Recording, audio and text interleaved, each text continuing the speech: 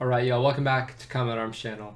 Now this video is a big recommendation that I was getting a while back, so I apologize that it's taken me so long to actually get up to speed. I've been getting a lot of good recommendations, so I do appreciate that from all of y'all. But this is going to be very pertinent to my Royal Marine brothers because this is about the Falklands War. Now, if you're not familiar with the Falklands War, it was basically a 10-week undeclared war that happened back in 1982 between the United Kingdom and Argentina, fighting over their claim to the Falkland Islands. But why this is so meaningful to the Royal Marine Commandos is because they had a lot of commandos traveling very far distances in a short amount of time with a lot of equipment. So it's pretty cool, some of the stories you can actually read up on. It took a lot of endurance, took a lot of resilience for them to be able to do all that. And then you can look into the Air Force doing their operations, the Navy. There was a lot going on. For a 10-week war, there was definitely a lot going on, a lot of operations, and a lot of stories that you can actually tell. Now this video is sort of an overview, and I think it does a pretty good job. If you're not familiar with Oversimplified, they have a lot of cool videos about history, and they just make things very easy to understand. So we'll get right into it, and yeah, hopefully we can learn a little bit from this. Hi, English Mariner John Strong. Hi, Anthony Carey, 5th Viscount of Falkland. I would very much like for you to go to Chile and locate the wreck of a Spanish treasure ship for me. Okay. Back in the day when people were still looking for like sunken treasure and whatnot. Hey, I mean, I guess some islands. I guess people still do that now. Try and find old sunken treasure, Were but probably not the first to pretty discover cool the background. islands, but they were the first to write it down. They found it to be cold, wet, and miserable, just like home. So they established a colony in 1765, unaware that the French had also discovered the islands and done the same a year earlier. And for a while the two were unaware of each other's existence until presumably there was an awkward moment where they ran into each other. Then the Spanish showed up and surprised it didn't get violent when that happened. The Pope drew a line on a map and said all of this belongs to Portugal and all of this belongs to Spain, and that the island was in Spain's territory and they would like the French to hand over their settlement. Now since the two were good friends and Spain was willing to pay in cash money, the French obliged. But since they're still a little bitter about the recent 7 Years' War thing, they made sure to warn the Spanish not to let those dirty English on the other side of the island. So the 7 Years' War Spain went over to the English and explained, for Americans is the French and Indian War. And the English said, yeah, right, this I don't know why is it's got a different name, the Spanish had more guns, so they kicked them off anyway. But then England threatened to go to war. So Spain went to their friends in France and said, hey, it looks like stuff is about to go down. You in on this? And the French Minister of War said, yeah, and we'll launch a full-scale invasion of England and party like it's 1066. But then King Louis XV said, 1, you're insane, and 2, you're fired. Sorry, Spain, we're not ready for a war right now. So Spain had to give the English their settlement back, saying it's still our island, and the English said, no, it's our island. Then some colonists in North America got a bit rowdy, so the English had to leave their settlement to go focus on the island. They left behind a plaque that said this is totally still our island. Sorry about so that, United Kingdom. But then a no French hard guy, feelings. no, not that one. That one turned on the Spanish, took over most of the country, and captured King Ferdinand VII. And in response, the Spanish colonies in South America started vying for independence. So Spain had a little bit on its hands and also had to leave the islands. And for a couple decades, the islands were left uninhabited except for the penguins, some fishermen, and the gauchos, which are basically like I didn't know there were penguins in South America. A merchant from Hamburg, living in the now independent United Provinces of the Rio de la Plata, heard about the feral cattle roaming the Falklands and thought it would be a good way to make some money. So he got permission from both Buenos Aires and the British government to set up trade there as a private venture. Some American ships came down and began hunting whales and seals around the islands, and Vernet wasn't too happy about it. So he asked Buenos Aires for some military assistance in defending the islands, but Buenos Aires said, meh, do it yourself, gave him some weapons, and appointed him governor of the islands. So he seized the US ships and arrested their crews. In response, two things happened. First, America came I did not and know we said, had Americans doing fishing and someone whatnot destroyed down it. there. And then they destroyed it. Second, Britain had been appointed governor. Yeah, that's what happens. That's what happens when Americans get involved. Were officially claiming the islands as theirs. So Britain showed up and said, hey, didn't you see our plaque? And since they had more guns, they kicked them off the island. And the Falklands remained firmly in British hands for the next century. They officially became a crown colony in 1840. Port Stanley became the island's capital in 1845. The cattle hides from the island weren't worth much, so they imported sheep from Britain in 1851. 2 world wars came and went, and all this time the Argentinians never rescinded their claim over the islands. Now it's 1976, and after a couple civil wars, a new brutal military dictatorship sponsored by the US fight against communism has taken control in Argentina. And by 1981, this guy was in power. The economy had been struggling. Yeah, it's really hard to control corruption when you're trying to do things like that. Find yourself the brutal military leader of a they usually don't end up very well, though. And you start getting into hot water, here's a bit of advice that has been tried and tested throughout the centuries.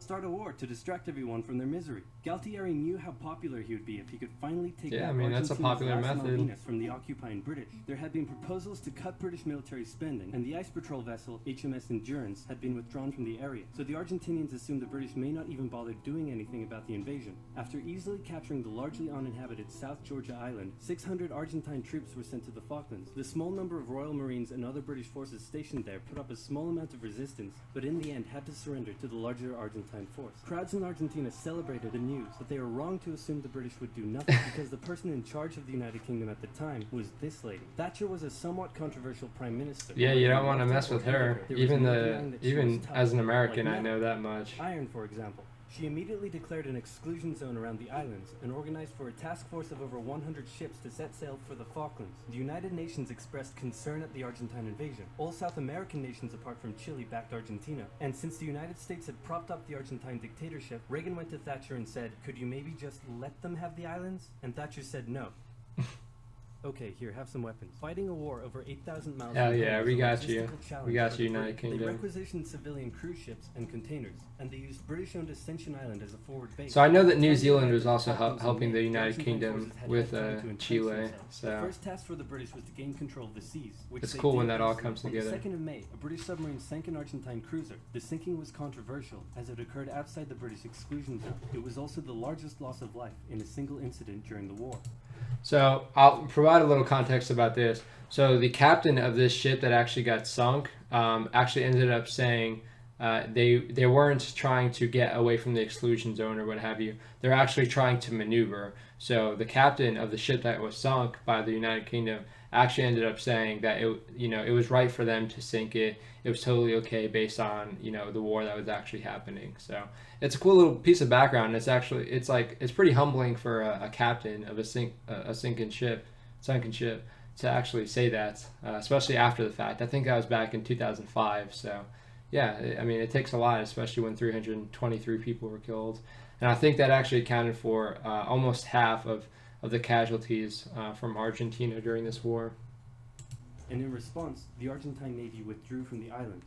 The next task for the British was to gain air superiority. While the Argentine Air Force controlled the skies, they were able to inflict... So the Argentine Air Force was actually pretty solid, it sounded like. 2 Argentine Super Étendards carried out a raid on the HMS Sheffield and sank it with an Exocet missile. For weeks, the Argentine Air Force would continue to carry out raids and inflict heavy casualties on the Royal Navy, with British Sea Harriers doing their best to take out as many of the Argentine aircraft as they could. While the battle in the skies raged on, that's crazy, they had like dogfights going on. For the British ground forces. An SAS raid took out Argentine defenses on Pebble Island, and the HMS Alacrity sailed through Falklands Sound to flush out any Argentine supply ships. The landings began on May 21st, with Argentine aircraft carrying out full-scale raids on the task force ships taking part in the landing, damaging several and sinking a few. But anti-aircraft cannons and Sea Harriers shot down many of the aircraft in what became a major turning point for air superiority, and a beachhead was successfully formed. Then the ground troops began their movements out of San Carlos. So I know there's also a small story. There were some SAS troops that were supposed to be sent in. The SAS actually got on ground, but I guess they didn't know that the Argentine had sent like 2,000 troops to actually counter them, and as a result, they ended up going to Spain and getting like civilian flights back to the United Kingdom. So there were a whole lot of operations going on. And it's really cool to actually break it down and see what, like the smaller operations, stuff that the SAS went through, stuff that the Royal Marines especially went through, moving far distances and whatnot. So it's really cool. I would definitely recommend looking into those smaller stories. I still don't know like 100% of those details, and you could spend weeks and weeks just reading up on all those stories. Across the north towards Stanley and south toward the Argentine stronghold at Goose Green. In the following battles, a clear trend emerged. The Argentine conscripts put up a good fight, and with the rough, muddy terrain, the war was by no means easy for the British. But with highly skilled Royal Marine commanders and parachute regiment troops, the British would often find themselves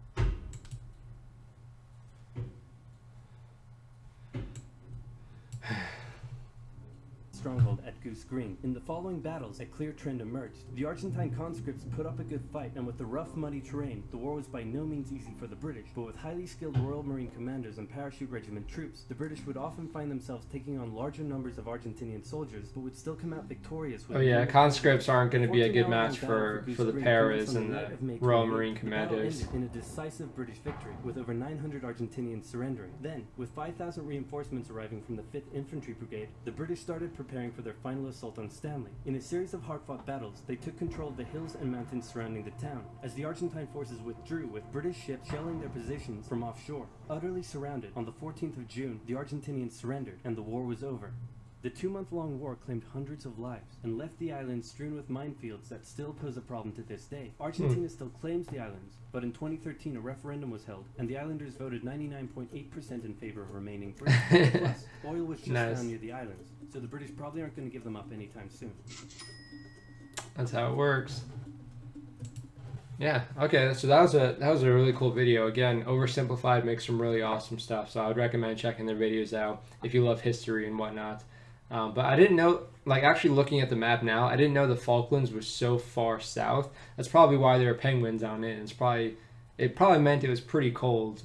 So I mean, you can like sort of picture these sort of things, but when you sort of look into where they are on the map and how conditions actually were, you know, you can get a better appreciation for how crappy it must have been actually trying to do anything, especially when it's muddy and, you know, rocky and whatnot.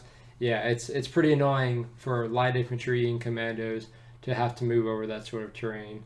And I think the Royal Marine Commandos can appreciate that more than most people, or even the Paras, just because, you know, the United Kingdom is generally a little bit colder and wetter and more rocky. So yeah, cool. I can get a pretty good appreciation just for like reading up on all the smaller stories.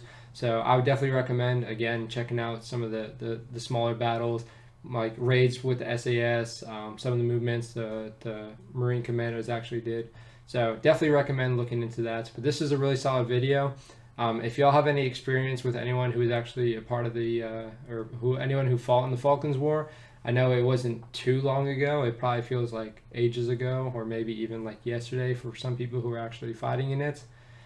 So definitely let me know, because it'd be interesting to see how y'all experiences actually were, or maybe how your family members' experiences actually were. But yeah, definitely let me know. I hope you all enjoyed the video.